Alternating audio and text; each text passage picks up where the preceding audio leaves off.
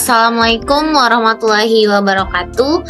Baiklah, di sini saya Ekyusnita dengan nomor absen 5 dengan NIM 2111021012 akan mencoba menjelaskan terkait dengan kartu bank, payment point, dan juga letter of credit. Nah, apa sih maksud dari kartu bank, payment point, dan juga letter of credit ini? Nah, langsung saja kita bahas terkait dengan hal tersebut. Nah, kartu bank yaitu kartu transaksi yang memberikan kemampuan kepada nasabah untuk membayar barang atau jasa kepada para pedagang. Dan yang mana kartu bank ini kita juga bisa memperoleh uang tunai dari kasir bank ataupun dari ATM. Kartu bank ini juga bermanfaat sebagai alat pengenal ketika kita menguangkan atau juga mencairkan cek. Nah, di sini ada fungsi dan juga tujuan dari kartu bank. Yang pertama yaitu sebagai pembayaran, yang mana kartu bank ini mempermudah kita untuk melakukan transaksi pembayaran di berbagai tempat, baik itu secara online maupun secara fisik. Nah, yang kedua yaitu penarikan secara tunai, yang mana kartu bank ini memungkinkan kita untuk melakukan penarikan tunai melalui ATM ataupun kasir dan juga memberikan akses cepat terhadap dana. Yang ketiga yaitu bagian keamanan, yang mana kartu bank ini menyediakan lapisan keamanan dengan PIN dan juga tanda tangan, sehingga hanya orang-orang tertentu yang bisa mengakses kartu tersebut. Yang keempat yaitu adanya rekam transaksi, yang mana kartu bank ini memberikan catatan transaksi sehingga membantu kita dalam memanajemen keuangan dan juga pelacakan pengeluaran. Kemudian yang kelima ada belanja online. Di kartu bank ini memungkinkan kita untuk melakukan pembelian barang atau juga layanan secara online. Yang keenam yaitu adanya reward dan juga cashback yang diberikan oleh bank karena telah menggunakan kartu bank tersebut. Yang ketujuh adalah cicilan, yang mana yaitu di bagian kartu bank ini memberikan opsi pembayaran dalam bentuk cicilan untuk pembelian dalam jumlah yang besar. Kemudian yang kedelapan dalam pembayaran tagihannya yaitu memungkinkan pembayaran tagihan itu secara otomatis seperti adanya tagihan listrik ataupun tagihan telepon. Yang kesembilan yaitu keuangan darurat, yang mana kartu bank ini digunakan sebagai cadangan keuangan dalam situasi darurat. Yang ke-10 yaitu pengaturan limit, yaitu pengguna bisa mengatur limit kredit sesuai dengan kebutuhan si nasabah tersebut. Nah, selanjutnya itu kartu bank. Kartu bank ini terdiri dari kartu kredit dan juga kartu debit. Nah, apa sih maksud dari kartu kredit dan juga kartu debit di sini? Kartu kredit yaitu kartu yang dikeluarkan oleh pihak atau lembaga keuangan sejenis, di mana kartu ini memberikan fasilitas kepada pemilik kartu untuk melakukan transaksi pembayaran tanpa menggunakan uang tunai. Nah, sedangkan kartu debit sendiri yaitu kartu elektronik yang diterbitkan oleh bank sebagai fasilitas bagi pemegang rekening tabungan atau rekening giro yang dimanfaatkan untuk berbagai transaksi penarikan. Itu penarikan di mesin ATM ataupun di bank, dan juga bisa belanja di toko yang memiliki mesin EDC. Nah, selanjutnya itu jenis-jenis kartu kredit. Di sini ada jenis kartu kredit berdasarkan wilayah berlakunya, yang kedua ada berdasarkan limitnya, yang ketiga berdasarkan fungsinya, dan yang terakhir berdasarkan afiliasi. Nah, yang berdasarkan wilayah berlakunya ada kartu kredit internasional dan juga kartu kredit nasional.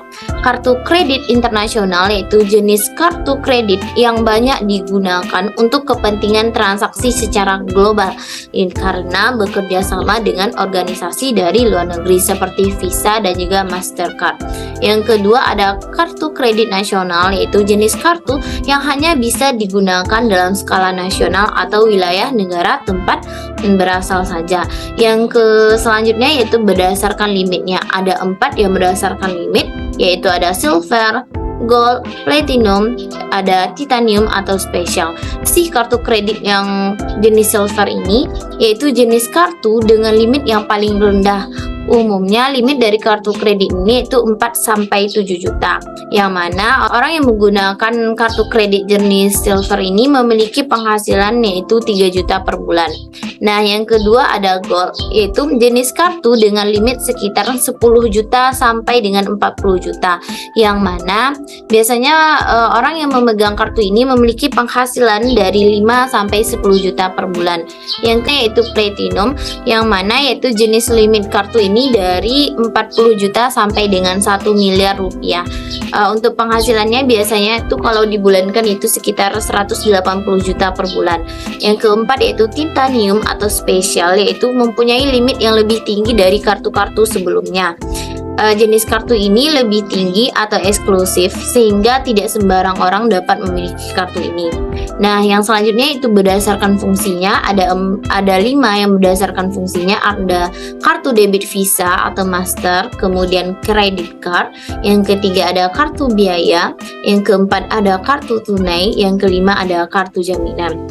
Nah, kartu debit Visa atau Master ini yaitu kartu debit yang bisa dijadikan sebagai kartu kredit. Yang kedua itu credit card, itu berfungsi sebagai salah satu alat pembayaran non tunai barang atau jasa, di mana metode pelunasannya dapat dilakukan sekaligus atau bisa juga di bulan-bulan berikutnya.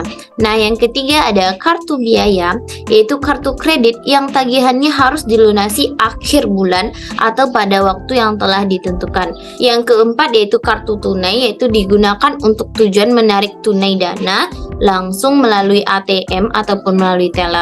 Yang kelima ada kartu jaminan, yaitu fungsinya sebagai jaminan apabila nasabah ingin melakukan penarikan sejumlah dana. Selanjutnya itu berdasarkan afiliasi. Yang pertama yaitu co-branding credit card, yang mana itu kartu yang diterbitkan atas dasar kerjasama antara pihak bank dengan suatu institusi pengolah seperti Mastercard dan juga Visa.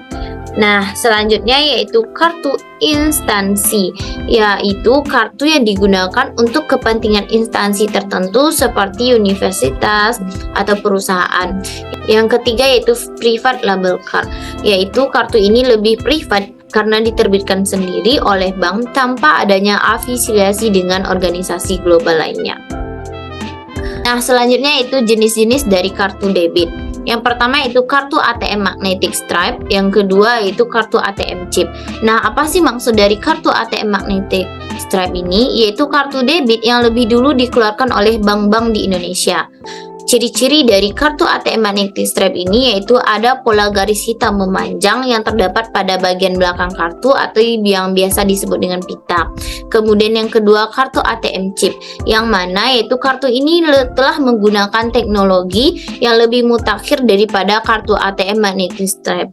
Kartu debit chip ini telah aman dan juga telah terhindar dari pencurian data, skimming, dan juga penipuan lainnya. Nah, selanjutnya itu mekanisme penggunaan dari kedua kartu tersebut. Yang kalau kartu debit, untuk mekanisme penggunaannya itu kartu tersebut digesekkan pada mesin EDC. Lalu saldo yang terdapat di bank akan secara otomatis dipotong sesuai dengan jumlah transaksi yang dilakukan oleh si nasabah pengguna kartu debit tersebut. Selanjutnya itu mekanisme dari kartu kredit, yaitu setiap transaksi yang dilakukan oleh nasabah tidak akan memotong saldo rekening, melainkan dicatat sebagai hutang bagi nasabah tersebut. Nah, sedangkan di sini kita akan juga membahas terkait dengan kelebihan dan juga kekurangan dari penggunaan kartu kredit. Nah, kalau kelebihannya yang pertama yaitu bisa berbelanja dalam jumlah yang lebih besar sesuai dengan limit kartunya. Yang kedua adanya promo dan juga diskon saat dilakukan transaksi. Yang ketiga itu hutang dapat dibayar belakangan atau bisa dicicil. Nah, tentunya kalau ada kelebihan biasanya juga ada kekurangan. Kekurangannya tentunya ada bunga, kemudian adanya batas waktu pembayaran, kemudian ada biaya saat penarikan tunai melalui ATM. Nah, selanjutnya itu kelebihan dan juga kekurangan dari kartu debit. Kelebihannya itu praktis dan juga umum digunakan. Yang kedua itu tidak berhutang. Yang ketiga dapat ditarik secara gratis di ATM jenis kartu debit tersebut. Nah, kekurangannya itu repot dalam penggunaan jumlah dana yang cukup besar. Kemudian biasanya juga kurang promo dan juga rentan disalahgunakan jika kehilangan. Selanjutnya kita akan membahas terkait dengan payment point. Nah, apa sih maksud dari payment point ini? Nah, biasanya payment point ini juga disebut dengan rekening titipan, yang mana rekening titipan ini diartikan sebagai rekening bersyarat, yang mana sifatnya tidak mengikat bank. Nah, payment point adalah salah satu jasa perbankan untuk melayani masyarakat yang akan melakukan pembayaran-pembayaran yang relatif rutin dan juga nilainya relatif kecil, seperti pembayaran tagihan listrik, telepon, pulsa, dan lain sebagainya. Nah, selanjutnya kita akan membahas terkait dengan jenis-jenis payment point. Yang pertama ada sistem online payment point atau SOPP. Yang kedua ada payment point online bank. Nah, sistem online payment point adalah salah satu mekanisme pembayaran tagihan secara konvensional di mana proses pelimpahan dana ke rekening resep PLN dilakukan dengan cara melakukan penyetoran dana ke bank secara cash. Nah, sistem pengolahan data yang biasa dilakukan dalam manajemen data saat ini dapat dibagi menjadi dua, yaitu pengolahan data secara batch dan juga pengolahan data secara online. Nah, pengelolaan data secara batch ini maksudnya itu sistem pengolahan data transaksi dengan cara mengumpulkan terlebih dahulu transaksi yang telah terjadi. Kemudian pada waktu yang telah ditentukan data transaksi tersebut sekaligus akan diproses dan biasanya juga akan ada revisi data file master. Nah, selanjutnya itu pengolahan data secara online, yaitu pengelolaan data langsung saat data dimasukkan ke dalam suatu sistem informasi. Nah, pengolahan data ini secara online ini dikembangkan untuk memperoleh informasi yang lebih akurat. Nah, yang kedua ada payment point online bank. Nah, apa sih maksud dari payment point online bank atau PPOB ini? Yaitu salah satu sistem mekanisme pembayaran tagihan yang lebih aman, mudah, dan juga murah. PPOB ini memberikan layanan pembayaran tagihan secara online real time sehingga proses rekonsiliasi data dan juga dana bisa lebih cepat dan juga bisa lebih akurat. Nah, fungsi dan tujuan dari payment point ini. Nah, untuk fungsinya itu sebagai tempat atau sistem yang memungkinkan pengguna untuk melakukan pembayaran berbagai jenis tagihan. Nah, tujuannya itu tentunya untuk memberikan kemudahan bagi konsumen untuk melakukan pembayaran berbagai tagihan dan juga transaksi keuangan secara efisien.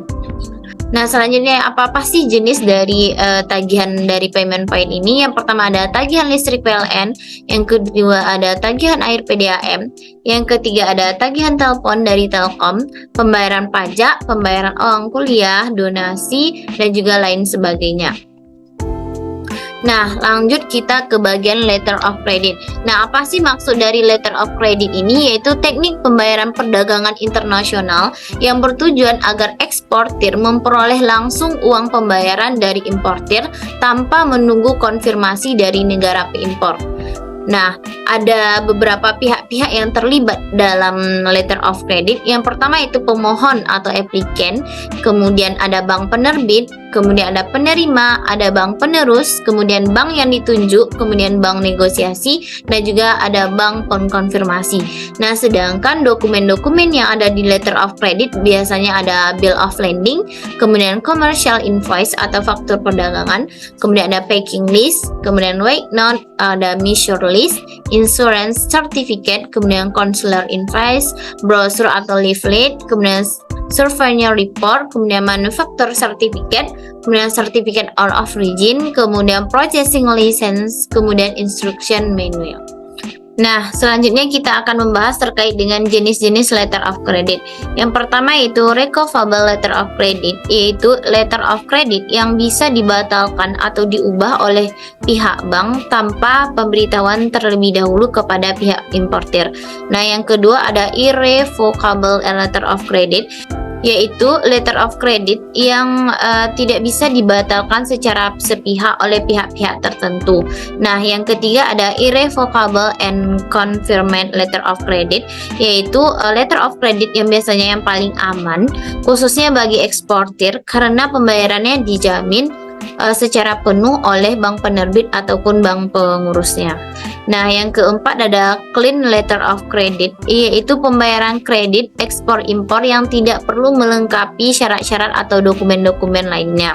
Nah, yang kelima ada documentary letter of credit, yaitu pembayaran kredit ekspor impor yang harus melengkapi dokumen-dokumen yang telah dijelaskan seperti dokumen-dokumen lainnya. Nah, yang keenam ada back to back letter of credit, yaitu artinya dalam jenis ini letter of credit importir bukanlah pembeli asli namun adalah perantara. Artinya, importir akan mendistribusikan barang yang dipesan ke pembeli sasarannya. Yang ketujuh ada revolving letter of credit, yaitu surat kredit revolving yang bisa digunakan secara berulang oleh pihak importir dan juga eksportir. Nah, maksudnya itu kedua pihak bisa memakai kembali letter of credit yang sama untuk transaksi yang berbeda. Nah, yang kedelapan ada unrestricted letter of credit, yaitu pihak importir dan juga pihak eksportir diberi kemudahan untuk tidak membatasi ketika melakukan negosiasi di bank manapun. Nah, yang kesembilan ada side letter of credit, yaitu pembayaran dan juga penerimaan dokumen langsung oleh pihak bank. Artinya saat seluruh dokumen telah dicek dan juga dinyatakan valid, maka importir harus langsung melakukan pembayaran. Nah, yang ke-10 ada usance letter of credit, yaitu ketika eksportir memberikan jangka waktu atau masa tutup jatuh tempo kepada importir untuk melakukan pembayaran kredit.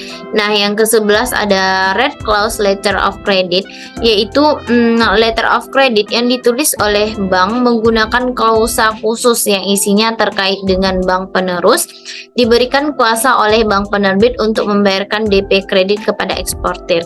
Nah, yang ke-12 ada transferable letter of credit, yaitu jenis surat kredit yang mana eksportir berhak meminta kepada bank untuk memberikan hak atas kredit seutuhnya atau sebagian kepada pihak ketiga.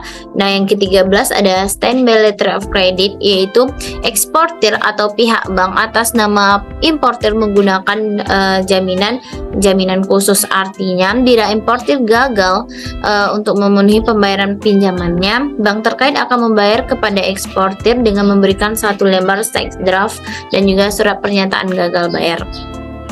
Nah, tentunya ada kelebihan dan juga kekurangan dari penggunaan letter of credit. Nah, untuk kelebihannya yang pertama itu eksportir menerima pembayaran atas barang yang telah diekspor. Nah, yang kedua adanya pilihan pembayaran secara kredit dari bank bagi eksportir dan juga importir. Nah, yang ketiga ada eksportir dan juga importir akan terbebas dari fluktuasi valuta asing. Nah, untuk kekurangannya yang pertama itu importir wajib menanggung biaya tambahan di luar harga barang yang diimpor, kemudian membutuhkan waktu yang lebih panjang untuk mengurus dokumen persyaratan. Nah, yang ketiga ada bank tidak akan bertanggung jawab atas ketidaksesuaian atau kerusakan barang yang telah dikirim oleh eksportir. Nah, selanjutnya itu mekanisme dari letter of credit. Yang pertama yaitu eksportir dan juga importir akan melakukan perjanjian dan juga persetujuan penjualan barang yang tertuang dalam sales kontrak. Nah, setelah adanya sales kontrak ini, maka importir atau pembeli akan melakukan pembukaan letter of credit di bank pembuka. Nah, setelah itu bank pembuka akan meneruskan letter of credit ini kepada bank devisa atau juga bisa disebut dengan advising bank. Nah, selanjutnya advising bank akan meneruskan letter of credit ini kepada eksportir dan juga penjual. Nah, setelah eksportir atau penjual menerima letter of credit ini, tentunya eksportir akan mengirim barang kepada importir sesuai dengan perjanjian. Nah, selanjutnya itu bukti pengiriman barang yang telah dikirim oleh eksportir atau penjual ini akan diteruskan kepada bank advising atau ke bank devisa. Nah, selanjutnya bank advising atau bank devisa akan melakukan pembayaran kepada eksportir sesuai dengan dokumen yang telah diberikan oleh eksportir tadi. Nah, untuk menerima pembayaran yang telah dibayar ke eksportir atau penjual tadi, maka bank devisa atau bank advising akan menyerahkan dokumen penyerahan barang tadi kepada bank pembuka.